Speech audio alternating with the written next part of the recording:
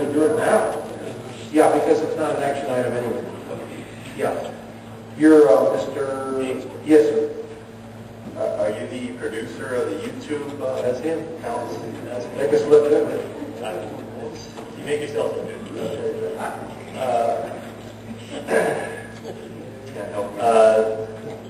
Subject proposal for a not-for-profit charity organization for the city of Calexico. Yeah.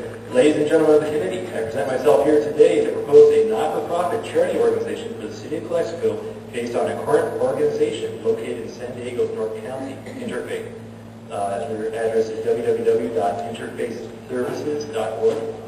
I mentioned this program to a council member last week, Mr. Fuentes, and he expressed interest. I also exchanged emails with a Roxanne E. Eddy. She also shows some interest, and that kind of encouraged me to come forward and speak to you today. And with that, I endeavored to see establishing such an organization, not just in Calexico, but throughout the entire Imperial Valley. From Interfaith's website, founded in 1979 by a handful of diverse faith communities to address the needs of low-income, homeless, and underserved populations, these faith centers regularly encountered individuals in crisis, but were incapable of meeting their needs. Individually, the faith centers were giving handouts, but by creating Interfaith, they were better able to produce change in the lives of the hungry, substance abusers, mentally ill, homeless, and the unemployed.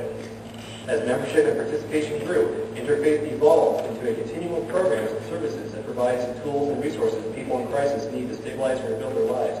These programs are organized into 5 main areas: basic needs, housing, counseling, employment services, and drug and alcohol rehabilitation. Under these department headings are numerous programs covering a broad spectrum of support. Programs are designed to overlap so that each client receives as many services as necessary for his or her specific situation. Unquote. They now have 13 sites throughout San Diego, North County, with, quote, 3,200 volunteers in direct service, more than 300 member faith centers, and 87 professional staff. Let's see. Interfaith served 26,000 unique persons with a variety of services just last year. This is 0607 from the website. So this can be translated into that each faith center served 86 people, each staff member helped 298 people, and each volunteer helped 8 people. In military terms, Interfaith is what you call a force multiplier. Interfaith's, quote from the website, Interfaith's annual budget exceeds $7 million, and Interfaith's overhead costs, defined as management and fundraising, are only 11.9% of that sum. We have successfully managed millions of dollars from numerous federal, state, county, and municipal grants. Interfaith has also been part of national studies by Columbia University and the University of Houston, which have measured and touted the exceptional efforts of Interfaith as national models for welfare reform. Columbia University and Faith-Based Community Development, University of Houston. The Coalition Ministries and Congregation Study, completed by Houston, was in fact funded in part by the Lilly Accounts. Now, these are just a few quotes from the website. What I can tell you personally, I have a college friend from UC Santa Barbara who invited me to the office where she worked as one of the managers. We arrived at a strip mall, walked into a modest-looking front door office, walked past a few offices, a food pantry, a kitchen, a bathroom, and a few bedrooms, which were designed to be tucked further and further away from the entrance. My friend related how she regularly was organizing and hosting events that were attended by business owners, entertainers, politicians, and occasionally the famous. She would regularly get job offers in the 5 and occasionally 6-figure range. One last quote: Interfaith serves multiple populations, including the homeless, low-wage earners, veterans, seniors, high-risk youth, families, the mentally ill, and those with drug and alcohol addictions. Now, I'm going to assume, and I apologize for using that term, that all of these populations are present in Calexico in one form or another. Because of this, the drain on the resources of the community, let alone families, is already strained in these dire times. Since we now have all this information about Interfaith and what it can do for Calexico, here's my proposal to the committee. With the committee's blessing, I will assemble a staff to begin organizing a chapter in Calexico. I've already contacted Craig Jones at Interfaith, and he has forwarded information and video I took at last week's meeting to Suzanne Coleman, the executive director, and others. From this, we can begin developing a pilot program for Calexico. My proposal for the not-for-profit, which I'll refer to as NFP, will be to mimic the development and scope of the San Diego County version. A number of options exist for this to be pursued, such as going to San Diego to train or bringing a staffer here, but those will be addressed as we continue to talk to Interfaith.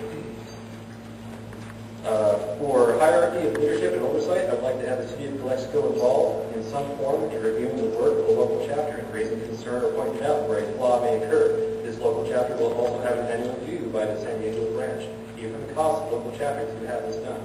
This is one charity that we're not going to let fail in Carroll Valley, ladies and gentlemen. On a slight tangent, the budgeting and payroll can very likely be done by a local bank and written off as a charity. Multiple banks can be involved in this to ensure the books are correct and all can write off charitable donations. Back to organization. Currently, I have in mind to have myself, an interfaith staffer, and Ms. Margaret Webb, a resident of Raleigh, and community liaison of the First Presbyterian Church. Mrs. Webb knows of 2 or 3 more people from Raleigh that could be brought in as well. And this is also assuming that we can bring in qualified staff from Calexico. On an aside, one way to think of a staffer in interfaith is as a power secretary, or a secretary with a checkbook. The steps I would take was 16. 1. Establish a business charter and ownership. It will likely be corporately owned by the employees and likely even have stock options if enough revenue can be generated. In the long run, this organization could bring in more support than what the community can provide and not draw upon outside influence. This will have to be established. This will have an established methodology for collecting and distributing resources. 2. Connect with the community of Calexico and various churches, charities, and functions that service those in need. With that, we will establish some information to form a baseline. That baseline will include what sort of problems each organization is currently dealing with, what resources they have on hand, what resources they are in need of, what are common problems each organization that they cannot handle or have the resources to treat with, etc. 3. With knowledge of the community in hand, we will establish a base of operations and looking to coordinate various efforts for fundraising. 4. As the number of activities grow, the amount of money each church and charity can generate should increase. Not to mention some of the programs we're running will begin to be supplanted by the NFP's operations. Well, the legitimacy of the NFP should be established by this point, and monetary arrangements for full-time services can be set up and funded through regular donations. To expand on point 3, if a church would have a bake-off, this NFP would have a notice added to a newsletter that went to every church, local paper, even television and radio stations. If the church is too far out of the way or too small, the NFP would locate it at a park, or sports teams would be competing throughout the day. In case of rain, an indoor facility would be arranged for backup. Other examples, for pregnant teens, carpool to a learning facility, a professional instructor brought down from El Centro or Raleigh, business, regular seminars and workshops that teach them the skills of managing business and money.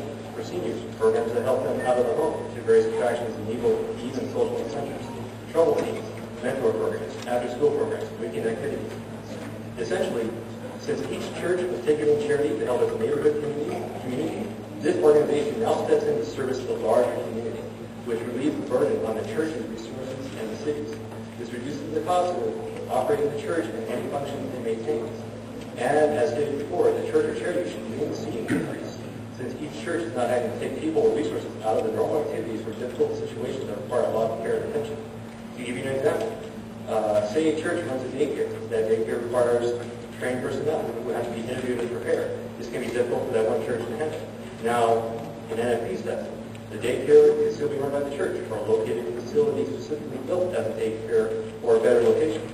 The NFP oversees the staffing, repair, supply, extracurricular, even medical insurance and retirement.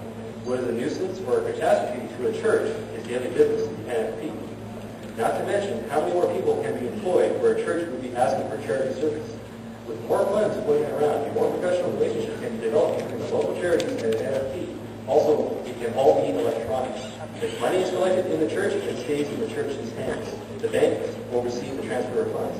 If the NFP puts on a charity for the church keeps all the proceeds. No cash goes to the NFP staffer. That person is paid a salary that has no incentive to steal or correct.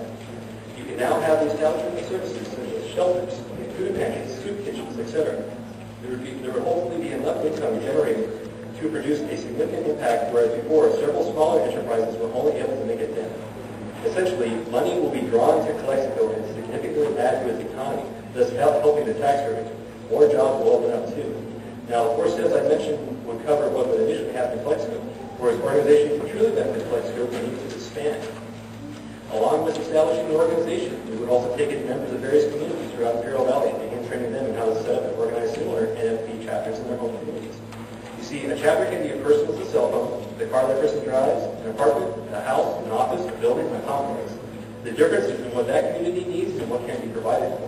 This program